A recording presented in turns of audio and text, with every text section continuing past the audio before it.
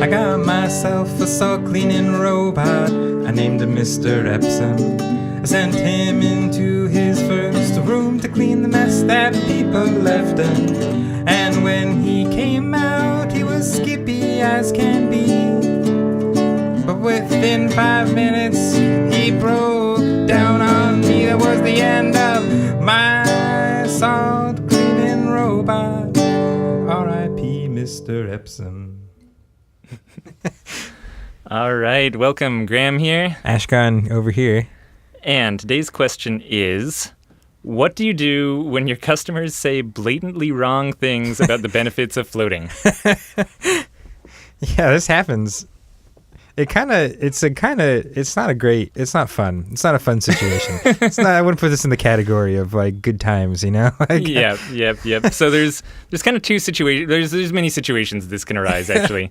The one that I find the most uncomfortable is when someone is bringing in their friend to the float center and they're describing to their friend some kind of false benefit of floating, and I'm overhearing and have to figure out what to do, you know, and we'll get to that. But yeah, you know, someone comes in, they're just like, yeah, man, 2 hours in this tank will give you a full night's sleep. So if you're doing a 2-hour float tonight, don't even bother going back to bed, you know, and you're like, oh, it's just embarrassing. Like, are you going to go embarrass your customer, or are you going to just like sit idly by and let misinformation spread through the world?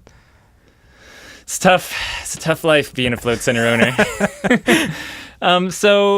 So for me, I find the need to correct it in the most inoffensive way possible. Yeah. It's pretty much the goal there. You have to correct. You can't just let people keep thinking things that are wrong. You know, like you feel like there's 80,000 pounds of salt in there. Yeah. I mean, so what I do is I get a big buzzer, you know, and I just... like as soon as they say something. Yeah, I get like a shepherd's crook that I can just sort of pull them off to the side with and then fill in their part of the conversation. Yeah, I use that telescoping rescue pole like hung up on our wall. So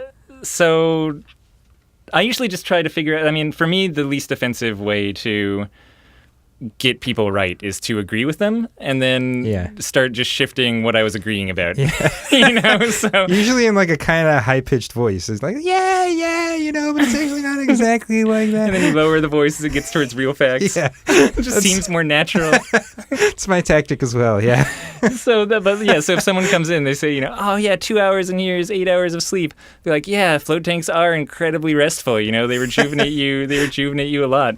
We don't actually have data about exactly how much time in a float tank equals exactly how much sleep, but definitely a really common response that we get is that people feel like they're way more rested than coming in, or almost like they're fresh in the morning or something like that.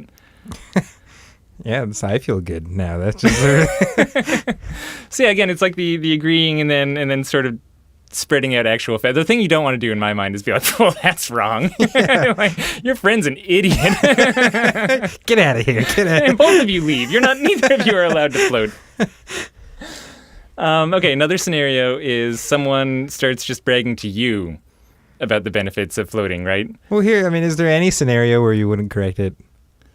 Me, personally? Yeah. I guess there's like wishy-washy stuff, you know, like so people get out and they're just like, oh man, I totally astral projected in there. Okay. I mean, sure, they totally could have, you know. Yeah, I don't know. I'm not going to correct stuff like that, right? And also, I guess it's not wrong because they totally could have. I don't know if they can astral project or whatever, you know. Well, yeah, I guess I'm not going to impose my belief of reality onto them at that moment. Yep. So here's another common example too that I get is people saying that the salt water will just suck all of the toxins out of your body. Yeah, detoxifying effects. Which have definitely not been proven. I don't even know exactly what that means or what toxins they're talking about. That's a whole ripe subject, even not in the float world. But it's a weird one because it's a hard one to like lightly refute. You know what I mean? Like you can't just be like, oh yeah, like totally, like like the whole thing is like, oh, like I don't know what you're talking about, and those words don't make sense. Like, yeah, and so again, like I'll say something like, Yeah, like a lot of people definitely come out of the float tanks feeling really nice and like they've almost released some stuff that was making them feel bad. We don't really have any studies exactly on this idea of detoxification in the float tank or whether magnesium is actually sucking things out of your body, but certainly the reports of users are right in line with feeling great afterwards like that.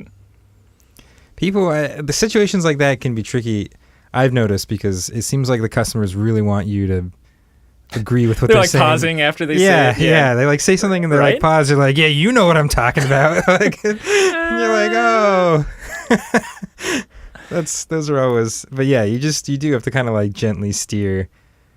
I don't know. I've never been in a situation where I've just outright said something I didn't believe, or I've never felt like the need to do that. No, and honestly, there are so many people who like all kinds of different types of floats that it's really easy to point to your other customers as well when people come in with kind of crazy claims or things like that as well. Again, even saying things that are more in line with personal problems that they're suffering with or something like that. Like, this helped me through my childhood emotional trauma. It's like, great, like other people have also had that experience or something. It's not, we don't have to go into the fact that there's no research actually done on that specifically. And similarly, I guess I always go back to research because claims can be made about anything that's going on. And it's a really easy thing to say, just, hey, there's not any published peer-reviewed research on that I know of. But a lot of people report that the impact of that is similar to what you're saying. It's kind of my like soft go-to, I guess. Uh-huh. So yeah, it's kind of gentle, like bringing people back into your opinion, sort of, And keep in mind, this is just our opinion as well. I think you see how we're like soothing you into agreeing with us. I know we all thought in the past agreeing with Graham and Ashkahn was a bad idea, but now that we know the facts, I think we can get onto similar terms here. That's all I got. It's an awkward conversation. It's going to come up, and I just think it's our duty as people who are actually running these things and are more well-informed to spread a little bit of knowledge and truth out there and not just go along with what people say because it'll make the conversation easier. Definitely. And if you have any more awkward questions you want to ask us, go to floattanksolutions.com/podcast and send them on in. Okay. Talk to you later. Talk to you tomorrow.